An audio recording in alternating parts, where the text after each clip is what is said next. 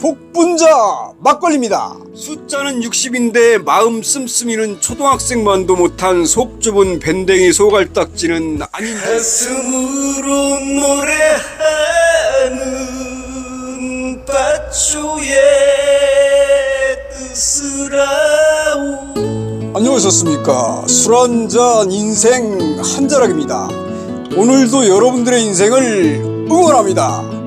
자, 그럼 술 한잔 인생 한자락 출발합니다. 세상에 이런 술이. 오늘은 복분자 막걸리입니다.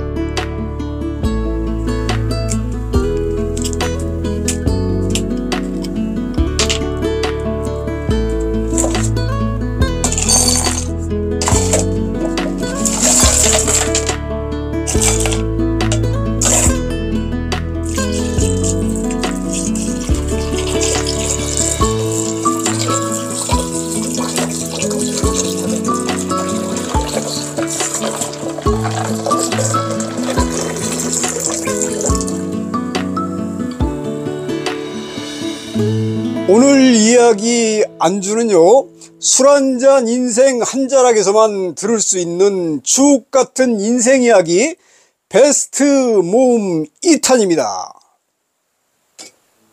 살다 보면 사람들이나 세상 일에 실망을 하는 경우가 있습니다.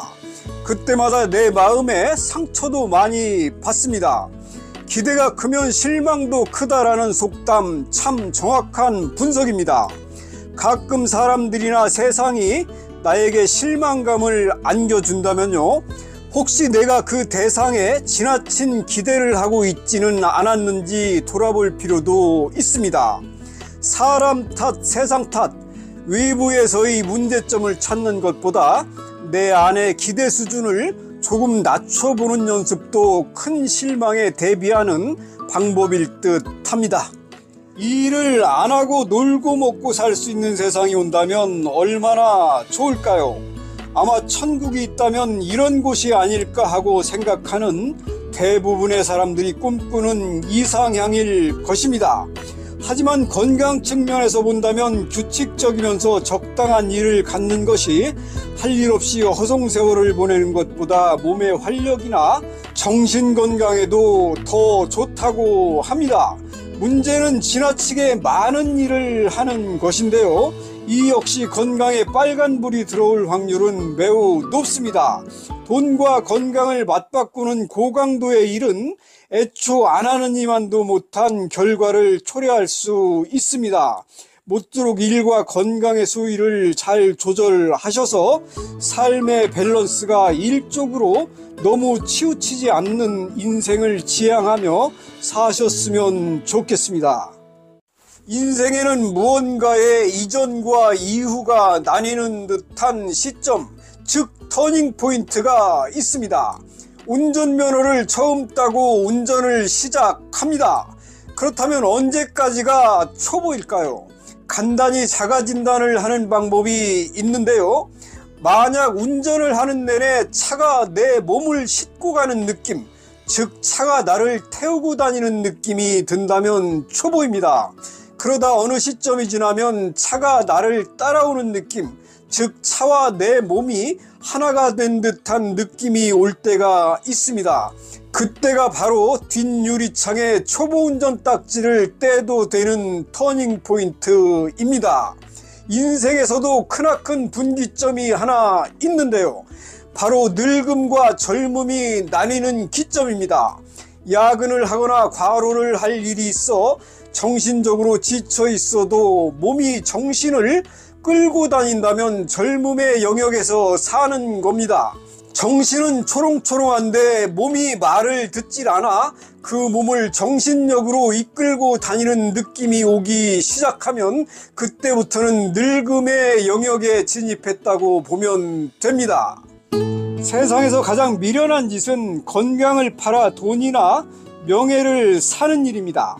우리의 몸과 마음은 버텨내는데 한계가 있습니다. 이 한계점을 너무 자주 넘나들게 되면 어느 날부터 내 몸과 마음은 지쳤다는 표현을 하기 시작합니다. 더욱이 요즘에는 영혼을 갈아 넣는다, 몸을 갈아넣는다라는 표현을 자주 쓰던데요. 별로 유쾌하지 않은 표현입니다만 과중한 일에 시달리는 우리의 현실을 대변해주는 의미 같아서 마음이 아프기도 합니다. 이렇게까지 전투적으로 살려고 우리가 세상에 태어난 건 아마도 아닐 겁니다. 하지만 이것이 현 시대에 부합하는 먹고 사는 개념이라면 딱히 해명할 명분도 없습니다. 먹고 살 수 있다는 것은 아주 긍정적인 일입니다만 같은 말이라도 먹고 산다 또는 먹여 살린다라는 해석으로 바꾸면 뉘앙스는 많이 달라집니다.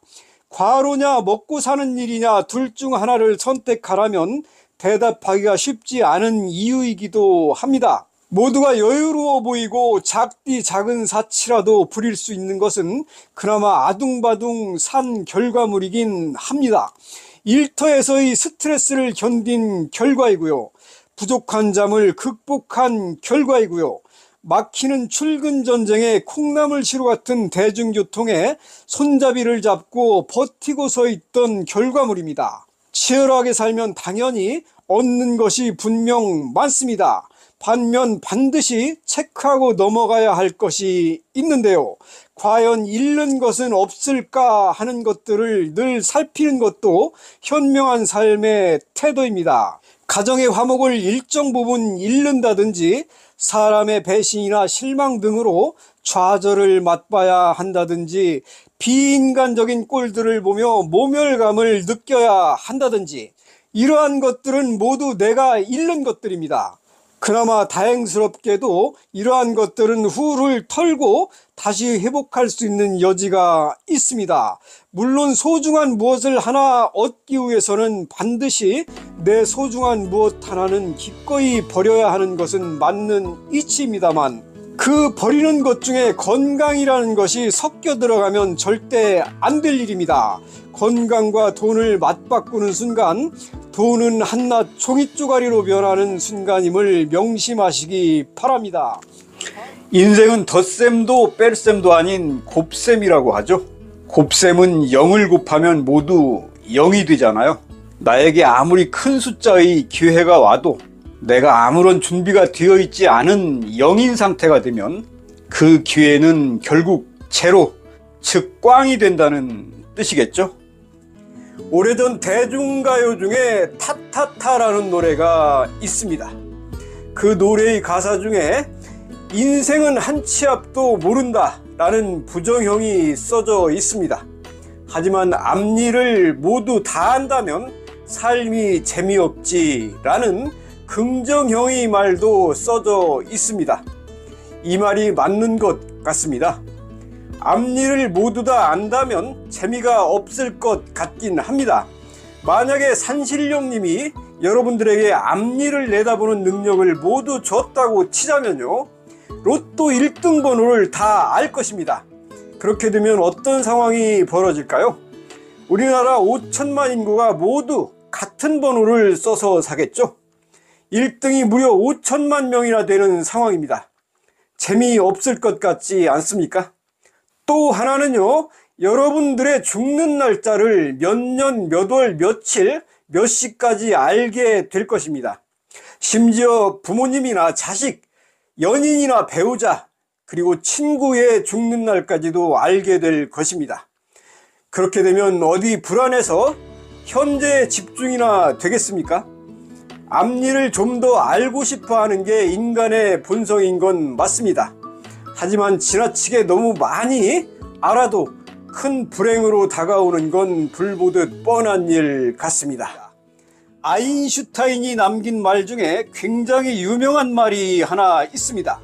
세상에서 가장 어리석은 사람은 다른 결과를 기대하면서 계속 똑같은 방법을 쓰고 있는 사람이다 라는 말입니다. 언뜻 들어보면 참 옳은 말입니다만 세상에 이런 사람이 정말 있기는 한 걸까 하는 모순점도 약간 엿보인다 라고 감히 아인슈타인 박사님께 반론을 제기하고 싶습니다. 똑같은 방법을 쓰고 있다면 이미 그 사람은 다른 결과를 기대조차 하지 않은 사람이다 라는 게 제 생각입니다. 다른 결과를 기대했다면 열이면 열 모두 어떠한 방법이든 시도는 하지 않겠습니까? 단지 어느 날 보니 본인도 모르게 똑같은 방법을 다시 쓰고 있는 모습을 발견하는 것, 이것이 정답에 가까울 것입니다. 결국 그것은 다른 방법으로 바꾼다는 게 결코 쉽지 않다는 것을 반증하기도 합니다.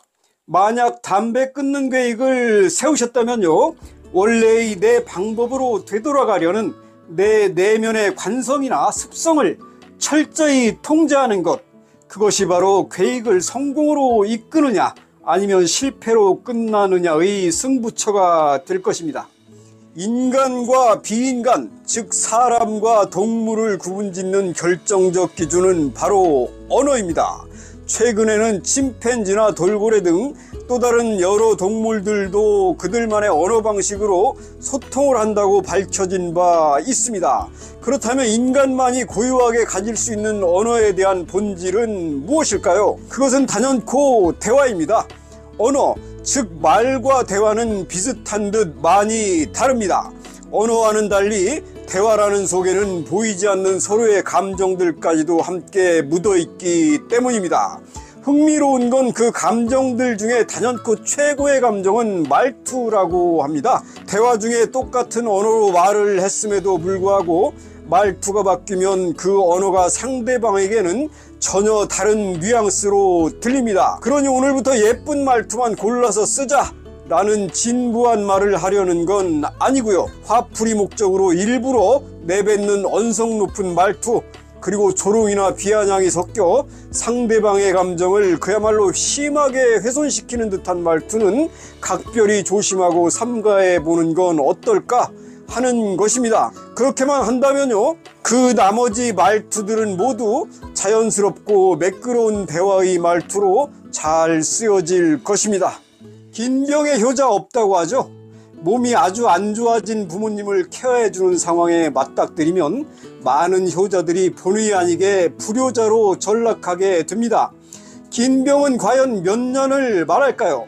아마도 사람마다의 체감 연도가 각자 다를 것이니 딱히 얼마만큼이 긴 병이다 라고 정할 수는 없겠습니다만, 돌이켜보면 부모는 자식을 낳고 기르고 어른이 될 때까지 정성껏 돌봐주셨습니다. 평균 20여 년을 정성껏 키워주셨다고 보면 될 것 같습니다. 하지만 세월이 흘러 그로부터 약 30여 년이 더 지나면 사태는 이제 180도 바뀌게 됩니다. 어느새 연로해지신 부모님은 반대로 돌봄의 대상이 되셔서 자연스럽게 자식 앞에 마주하게 됩니다. 그때쯤이면 보통 자식의 나이 이르면 50, 늦어도 60 초반이 되는데요. 부모가 자식을 낳고 기르고 정성껏 키워주셨으니 이제는 노쇠해진 부모는 마땅히 자식이 돌보고 케어해주는 것이 인지상정입니다. 부모 자식 간의 의리를 따지는 건 좀 그렇지만요, 의리 차원 또는 은혜 갚는 차원도 맞다고 볼 수 있습니다. 하지만 우리가 좀 더 깊게 생각해 볼 사안이 하나 있는데요. 똑같은 20년을 기준 삼을 때 부모가 자식을 키워준 20년과 자식이 부모를 케어해주는 20년은 절대 같지 않습니다. 막무가내로 은혜 갚기나 의리의 차원으로 퉁치는 것은 매우 위험한 생각입니다. 가장 우선시되는 이유는 정서적 차이 때문인데요. 같은 돌봄이라도 기르는 정서와 모시는 정서는 굉장히 다릅니다. 부모가 자식을 기르는 과정에는 최소한 자식이 성장하는 모습을 보는 희망의 재미가 반드시 섞여 있습니다. 힘들더라도 기쁜 마음으로 키울 수 있는 정서가 충분히 깔려 있다는 뜻입니다.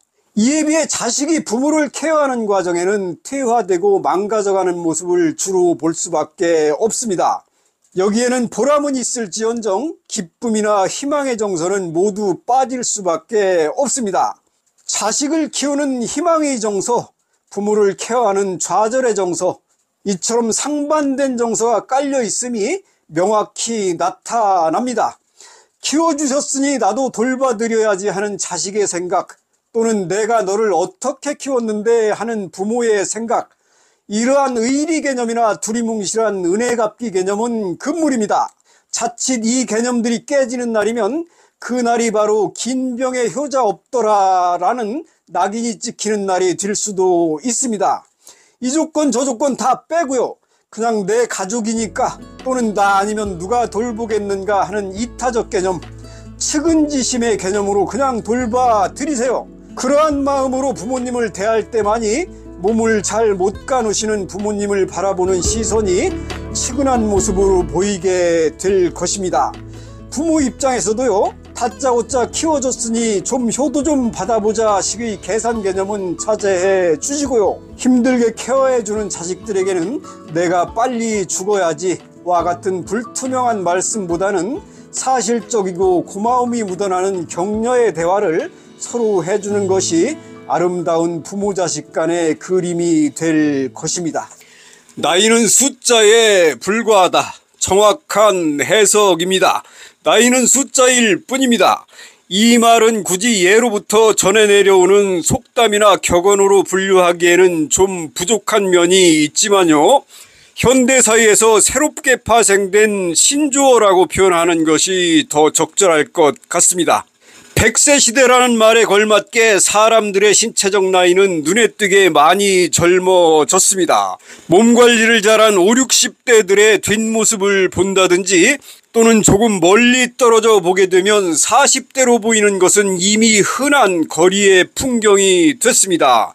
30대가 20대인지 50대가 40대인지 또는 70대가 60대인지 외모적으로는 구분이 쉽지 않습니다. 이러다 보니 나이는 숫자에 불과하다는 말이 자연스럽게 나올 수밖에요.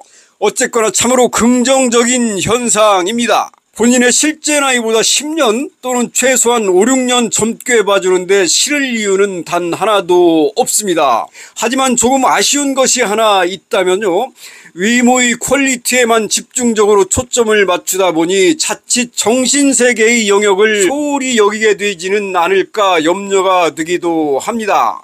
어른이 된 입장이라면 나는 과연 어른의 정신세계 안에서 무난히 살고 있는가를 가끔 다 스스로에게 물어볼 일입니다. 철들면 늙는다 라는 우스갯소리도 있습니다만 어른이라면 기본적으로 철은 들어야 되는 것이고요. 숫자는 40인데 어린애와 같은 유치한 마인드를 지니고 있지는 않은지, 숫자는 50인데 나이 젊은 20, 30대들보다도 생각이 현격히 짧은 것은 아닌지, 숫자는 60인데 마음 씀씀이는 초등학생만도 못한 속 좁은 밴댕이 소갈딱지는 아닌지, 신체적 숫자에만 신경 쓰다가 자칫 숫자는 어른인데 생각과 행동은 어린아이만도 못하다는 역풍을 맞는 일은 없어야 하겠습니다. 나이의 숫자보다 젊게 사는 것 누구도 말리지 않습니다. 하지만 그 숫자에 걸맞는 정신세계도 탄탄하게 구축해 놓으시기 바랍니다.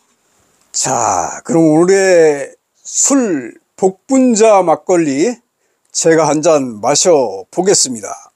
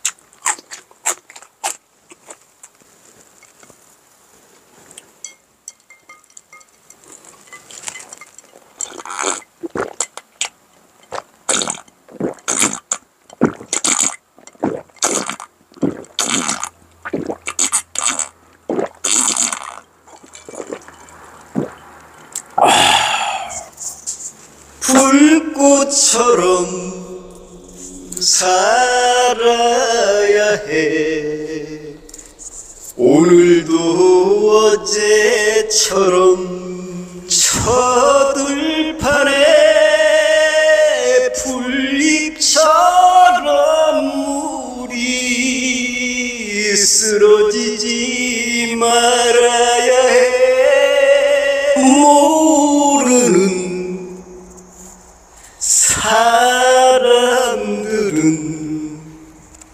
아끼고 사랑하며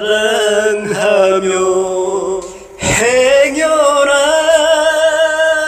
돌아서서 우리 미워하지 말아야 해. 하늘이 내 이름을 부르는 그날까지 순하고 아름답게 오늘을